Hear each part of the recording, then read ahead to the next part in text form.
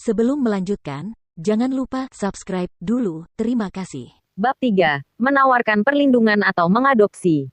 Gitu dia melihat reaksinya, Seng Xiao meletakkan tangannya di lututnya dan menatapnya dengan penuh minat. Lukaku robek karena kamu. Bukankah kamu seharusnya membantuku? Mukiki dapat melihat darah membasahi celananya dan dengan cepat berkata, saya akan membalutnya. Dia berlutut. Cahaya bulan menyinari mereka di samping lampu tempat tidur berwarna kuning. Dalam kegelapan, bibir Seng Xiao membentuk senyuman, matanya yang tajam menampilkan dirinya seolah-olah dia adalah vampir yang paling sempurna. Melihat dia menundukkan kepalanya, dia bertanya, nyonya muda dari keluargamu, sekarang menjadi pendamping. Mukiki tidak bisa menjawab. Dia menelan ludah, merasakan sesuatu yang panas di tenggorokannya. Seng Xiao langsung meraih lehernya. Saya dapat membantu Anda, katanya, karena Huang Yao mampu memberi makan satu mulut lagi. Tapi jika kamu ikut denganku, kamu harus melupakan siapa dirimu, aku tidak akan pernah membantu hal yang tidak tahu berterima kasih. Mukiki takut pada matanya karena tajam, percaya diri, dan hawkish. Tapi dia harus menghadapinya. Kenapa kamu mau membantuku? Seng Xiao menyeringai jahat saat dia mendekat, hampir mencapai ujung hidungnya. Karena itu menyenangkan. Namun pada saat berikutnya, dia melepaskannya. Perban dengan baik, katanya. Jika air mata itu keluar lagi, aku akan memakanmu. Mokiki sama sekali tidak bisa memahami Seng Xiao, dia juga tidak punya keberanian untuk melakukannya. Yang dia tahu hanyalah dia terlalu takut, bahkan jika dia menerima simpatik orang lain. Tapi dia menyuruhnya untuk mengikutinya. Bisakah dia melakukan itu? Beberapa saat kemudian, setelah Mukiki selesai membalut dan merapikan pakaiannya, Seng Xiao tiba-tiba bertanya padanya, apakah di bawah sana terlihat bagus?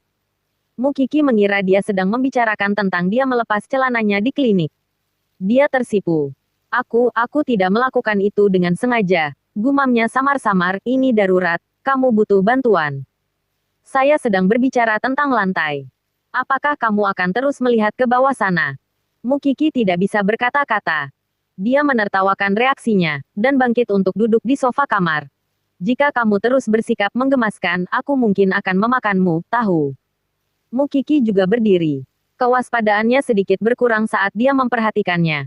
Saat dia mengukurnya, Seng Xiao tiba-tiba merasa mengantuk dan langsung melepas spray di atas tempat tidur.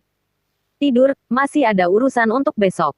Tanpa instruksi di mana dia harus tidur dan hanya dengan satu tempat tidur di seluruh ruangan, Mukiki hanya bisa beristirahat di sofa, tapi dia tidak percaya dia bisa tertidur. Hak apa yang dia miliki untuk mengikuti pria itu? Semua orang di Jianchuan tahu bahwa keluargamu dan keluarga Seng saling bermusuhan. Namun, dia sekarang diselamatkan oleh putra musuh bebuyutannya. Terlebih lagi, apa yang Seng Xiao sediakan untuknya. Setelah semalaman memikirkan masalah, Mukiki tersentak bangun oleh seseorang yang sedang mandi di kamar mandi. Dia segera duduk di sofa, hanya untuk menemukan asisten Seng Xiao berdiri di sudut. Sudah waktunya berangkat, nonamu, katanya. Kemana kita akan pergi? Dia bertanya dengan bingung. Tentu saja, di suatu tempat Anda seharusnya berada. Seng Xiao berusia 26 tahun dan anak ke-8 dari keluarga Seng. Dia dipanggil putra mahkota oleh orang lain karena ayahnya saat ini mengelola Huang Yao. Tapi semua orang akan mengatakan bahwa dia adalah orang yang buruk, bukan hanya dari segi kepribadian. Rumor mengatakan bahwa dia memperlakukan semua orang dengan kasar dan sering melakukan sesuatu secara tiba-tiba. Terutama hal-hal yang menyeramkan. Meskipun demikian, tidak ada seorang pun di seluruh keluarga Seng yang dapat menahannya, dan karena itu dibiarkan bebas. Mukiki mengingat semua yang ada di dalam mobil Seng Xiao, yang tentu saja bukanlah mobil sport yang rusak. Kemana? Kita akan pergi kemana? Kamu akan tahu kapan kita sampai di sana. Jing Yun, asisten Seng Xiao telah merawatnya sejak kecil dan sudah seperti saudara baginya. Tentu saja, dia tidak akan pernah berani melampaui batasannya. Di sisi lain, Mukiki gelisah dan takut untuk bertanya kepada Seng Xiao yang duduk di samping pengemudi sampai mereka sampai di suatu tempat yang familiar. Itu sebenarnya rumah bibinya. Mukiki tidak tahu apa yang sedang dilakukan Seng Xiao dan langsung turun gitu saja. Bibinya terjun ke arahnya sambil menangis gitu dia melihatnya. Anakku yang malang, ini salahku, aku tidak sabar untuk membunuh pamanmu yang brengsek itu. Paman Mukiki benar-benar bingung saat melihatnya. Bukankah dia seharusnya dijual kepada bos besar? Mungkinkah dia dikembalikan karena mereka tidak senang dengannya? Itu tidak benar. Dia secara alami mengenali Seng Xiao yang sedang bersandar di sedan putih. Apa yang dilakukan putra mahkota keluarga Seng di sini? Meskipun demikian, mengetahui bahwa dia tidak mampu memprovokasi orang seperti itu, dia menyambut Seng Xiao dengan senyuman. Terima kasih, Tuan Muda Seng, karena telah mengembalikan Kiki kami. Membawanya kembali. Kurang tepat, Seng Xiao menggelengkan kepalanya pada pamanmu Kiki. Aku hanya ingin memberitahumu bahwa kamu tidak boleh memprovokasi dia mulai sekarang. Lucu sekali, Tuan Muda Seng. Tapi itu adalah putri dari musuh bebuyutanmu yang sedang kita bicarakan. Dan bukankah keluargamu tidak memungkirinya? Dengan kata-kata itu, Seng Xiao berbalik ke arahmu Kiki. Bajingan ini menjualmu kemarin. Menurut Anda, bagaimana Anda harus membalasnya? Dalam sepersekian detik Kiki mengerti mengapa Seng Xiao membawanya ke sini. Tetap saja, dia belum belajar menjadi kejam saat masih muda. Ada yang cocok.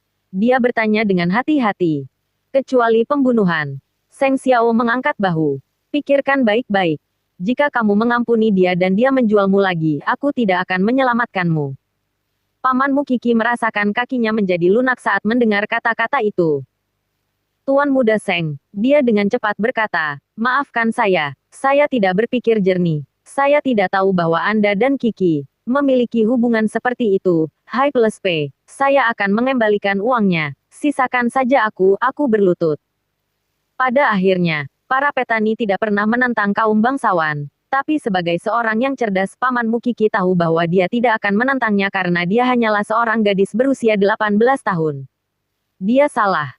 Mengingat penghinaannya kemarin dan rasa muak pada pamannya, Kiki tidak bisa menyimpannya di dalam. Oleh karena itu, sambil mengumpulkan keberaniannya, dia memberitahu Seng Xiao, saya ingin dia pergi dari Jianchuan. Aku tidak ingin melihatnya lagi. Seng Xiao tersenyum. Dan di sini saya pikir akan ada amputasi, tapi setidaknya Anda angkat bicara. Kiki, mulai hari ini dan seterusnya kamu adalah rekan kejahatanku. Kamu sedikit jahat sekarang, aku menyukainya. Dengan itu, dia memberi isyarat padanya untuk masuk ke dalam mobil lagi sambil menginstruksikan Jing Yun, hilangkan bajingan itu.